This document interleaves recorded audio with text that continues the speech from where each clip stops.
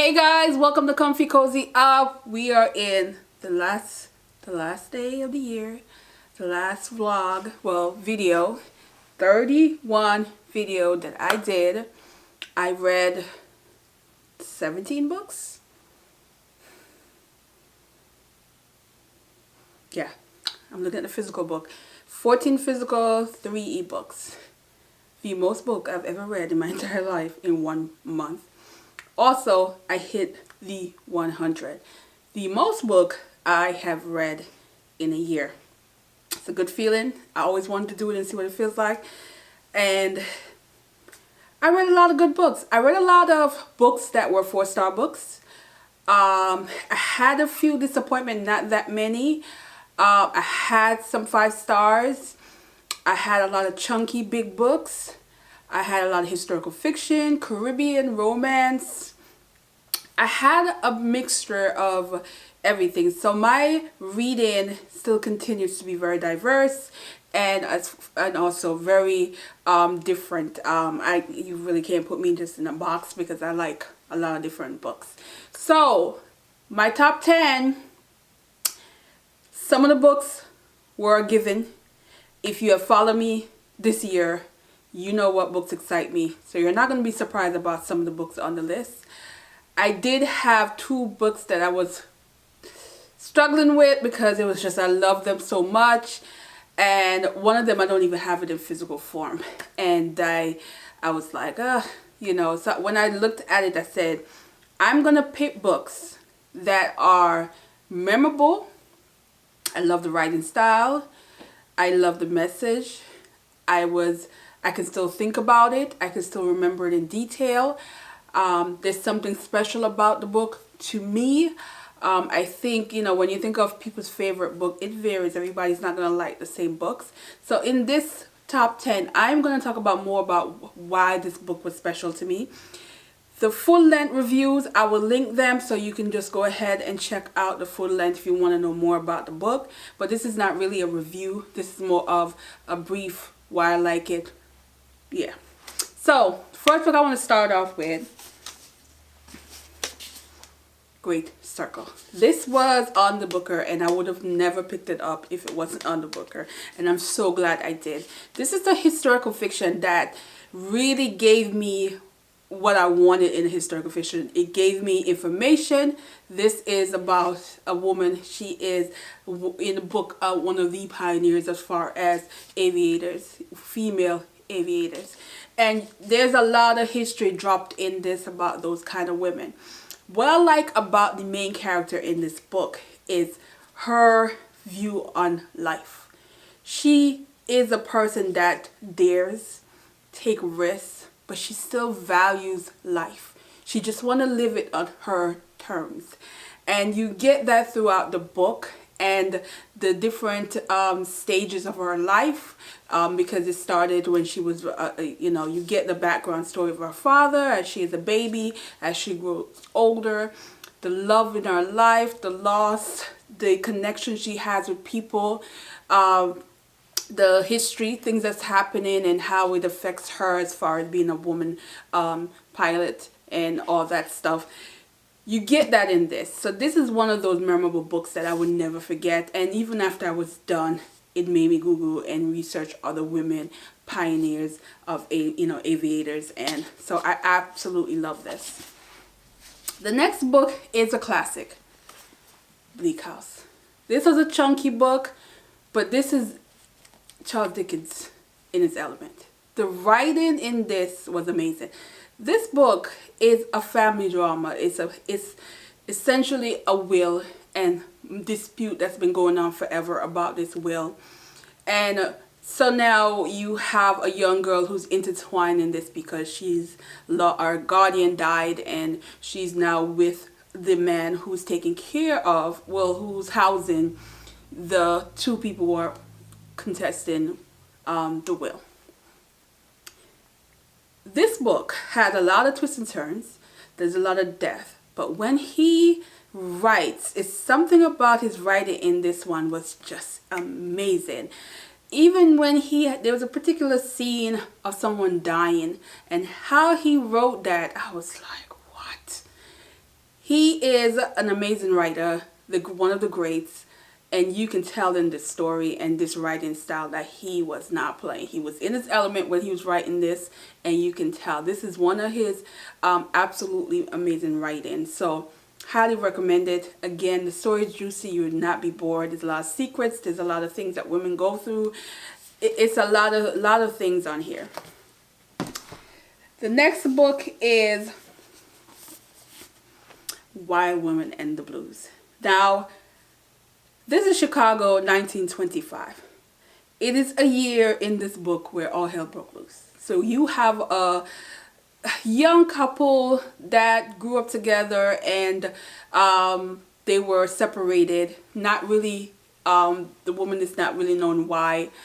And now she's a little bit older, working at what you call the juke joint back in the days, you know, Chicago nightclub situation. And she wanted the opportunity to perform. She is, you know, into dancing and performing on stage, acting, that kind of deal.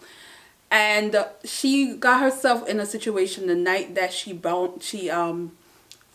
he showed up, that she hasn't seen in how many years, and witnessed a murder, and all hell broke loose. Just think of the gangster, racketeering, you name it. It was in here. This had a lot of some actual things that happened, because the writer did her research and highlighted a lot of things that was happening that year in 1925 in Chicago. So there's a lot of history in this, but this was just it just gave you, I loved it. It's something about how when an author can take an era and you can picture the stage present, you could picture what they're wearing, you can picture what the bar looked like and the club looked like, and how the men, you know, probably had on, you know, you could just picture in this, and I love it. And also I love the ending. The ending was like a sweet surprise, because at first I was just kind of like, what? And then, you know, she kind of surprised you, so I like that. The next book is The Promise. This was the book that won the Booker. This is the book that I predicted because it had everything. The writing, the storytelling, the family dynamic. It surrounds death, and you know, death is just everywhere. And it surrounds a promise, and it think about the promise in terms of something that was taken and held on to for how many, you know, decades.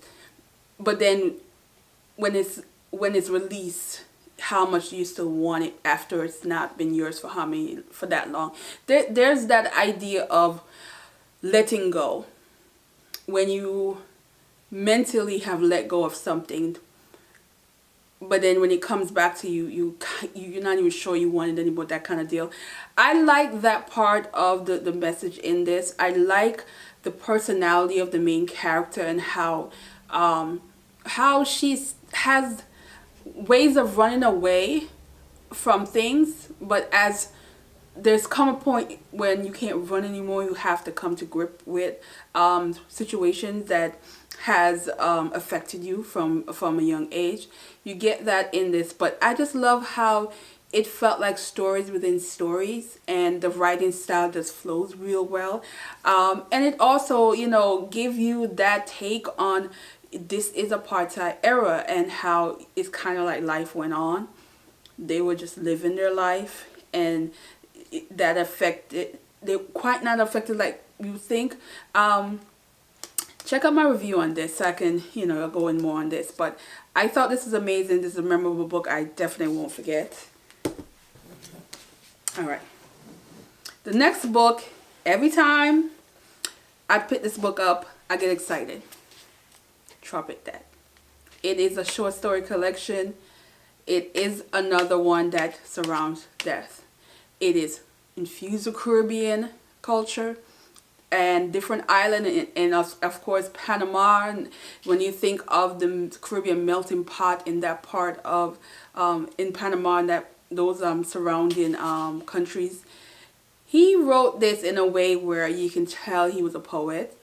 how he talks about certain things, the culture, the things that was happening in the story, that you just get gripped in. He sucks you in. I am just at this. I love it. I want to reread it. I want to keep talking about it.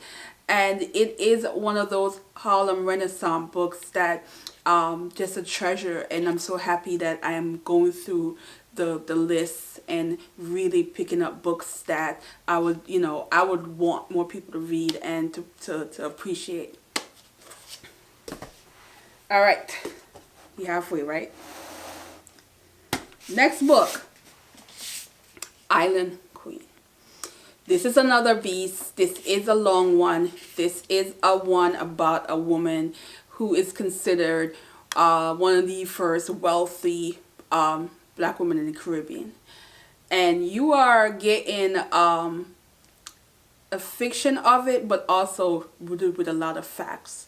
So in this, you are following how she was treated, and the abuse and the things that she went through, and how she ended up hopping from one island to the other, the relationship, the multiple children.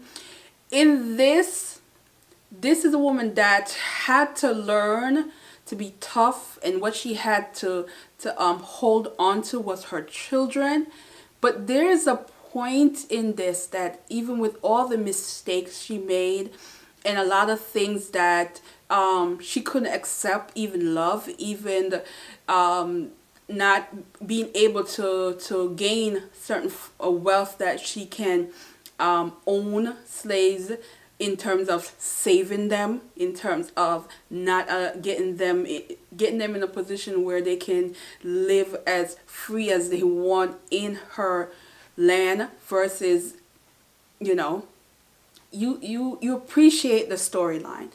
And she made so many mistakes, but there's that point in the book where she talks about loving her children, but also learning how to love herself. And it took many decades for her to get to that point where she can love herself, she can look at herself and love who she is, not being scarred by the past, not being scarred by all the brutal things that she had to endure to get where she's at. I love this. I appreciate this woman. I appreciate stories like this, because I'm pretty sure there are many other stories of women like her and their struggles and what they had to do, and you don't get to hear it, So, and also it went back to the 1700s. Not a lot of historical fiction that pertain to Black people go that far back, The next book is another historical fiction, and it's an experience. I call it an experience because this is a family saga. This is a family saga that surrounds 3 sisters and their parents, but you are digging further into their Native American and their African American root, and the land that is has been around, and the connection the land have to the family. And in this, it's really a coming of age story, but it's also rooted in secrets that shouldn't be kept as secrets, and how often those secrets destroy people, especially within the family. If the secret or the pain that you are hiding is from a family member, it's even more painful because you can't escape it. You can't remove yourself completely, and you get that in this. But she dig deep. She gives go back and forth because this book is so chunky, when you are stuck in that family and you don't know what is going on next, and there is that moment where you are in the dark, because this book had a period of time where you are constantly turning the pages and you are in a dark place. You are constantly reading about something real dark, and you are waiting for that moment that the author can take you out of that darkness. and enlighten you with something that feels good, that makes you appreciate the book. And she did that. She got me out of darkness, because my there were moments in this where I had to put the book down, because it was just wow. And to know that a lot of the information she put in here and made into this story came from somewhere that was actually facts. So appreciate this. Appreciate the journey that she put me on. I think this is an experience. I think a lot of people should read this book. It is not an easy book to read. I'm going to tell you, not for the writing. The writing style is pretty easy, but not easy in terms of the subjects that is discussed in this. But read it, take your time, put it on your list for next year. Yeah. The next book is from Cicely Tyson, Just As I Am. And every time when I think of this book, yeah, I had to, that's my little inspiration, guys. I think of this book, and sometimes I still have to like suck it in, because this book was such an emotional read for me. Not just her giving you all of her before she passed, 90, I believe 6 or 7 years of her life is just all in here. And for someone of Caribbean heritage, it's even sweeter to see the journey, and she knew who she was, the sacrifice she made for her career by not taking on movie roles that degrade her, degrade black women. Was she wanted to be a symbolic person in a positive light, and she held on to that. She took risks in her career when she, chopped her hair off, wear natural hair. I am not from that generation, but I can just imagine how it was to see her on TV with short cut natural hair. That wasn't happening then. I do appreciate that she shared her struggle with our relationship with Miles Davis, and as somebody who's a huge Miles Davis fan, it was just emotional to read about his struggle and how he didn't see himself the way me as a fan and a lot of people who thought he was an amazing musician and was gifted and loved, and how it was a struggle for her to see him destroy himself and to be around him when he's destroying himself, and to pick him up at times, and this was that kind of memoir that really give you everything. And she released a lot of things that maybe a lot of people probably weren't sure of, but it was her goodbye, I think, to us, her goodbye, her moment to say, I lived, this is how I lived, this is why I did many things. And she left, I think, in a beautiful way, because she died really right after this was released. It's more like farewell, and I will always appreciate this. The next book, Nicholas Nickleby. I know you guys didn't think this was not going to be on the list. This is my favorite Dickens as of right now. It is the most easy read, but the most adventurous, the most exciting, funny, has that message, family that can stick with you, family that can screw you. It has a blend of everything in this. This was such a good read. I love it. I love how in this he showed the struggle of a family and how they came through it with some morale, with some in terms of Nicholas knowing what he was worth. Even though he was poor and struggling, he knew his worth, and you appreciate a character like that, as well as his sister, who had to maintain her dignity, and even if she's in a position of mercy for someone who really didn't care about her. This is a good one. Easy read. It's one of the easiest Dickens read as far as the writing. You will not struggle in this. I would highly recommend that if you want to read a classic, especially a Dickens classic, you would start with this one because it's an easy read, but it's also engaging, fast paced, very fast paced. I mean, I zooped through this one much quicker than his other books. So yes.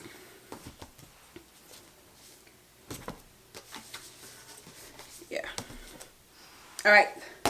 The next book, which is the last book on my list, you have to keep counting, and that is The Yellow Wife. I read this in February, still feel the same way. Still had that moment when I was done where I was silent. I was quiet. I didn't know what to say because this book was such an emotional read. And you think of how many women who were able to survive this kind of situation. And when you think of it, a lot of it is jealousy. A lot of it is because of her skin, which in this case, she really can pass. And you have a young girl who was promised, got a promise to that she would be free. And of course, that didn't happen. And she was shipped off to the most brutal plantation home you could think of. And that plantation home was loosely based on a real one. So the author took actual real plantation, real towns and cities, and real stories to create this book. It ended in a way where you think of survival and what you lose and also what you gain. And the character in this, I think, had to learn to survive. And also there's that whole idea, even this and also Island Queen, of having children with someone.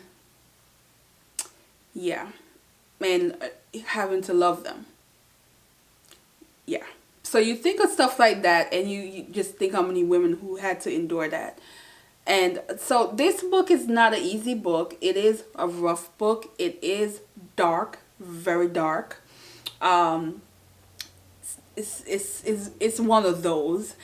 But there's something about it that you will pull through it, and you will have you thinking about so many things after, and appreciate stories like this.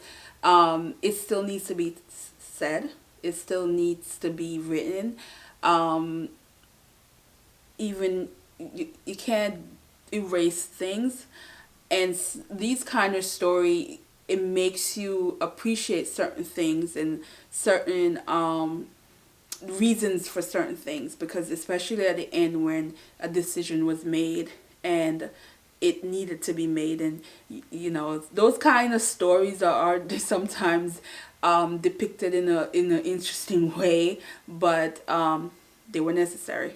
So there you go. That's it. That's the last one.